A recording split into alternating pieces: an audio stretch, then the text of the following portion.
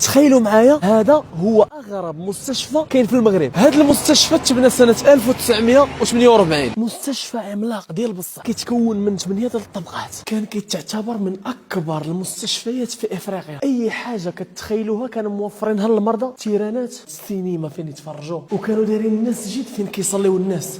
واو.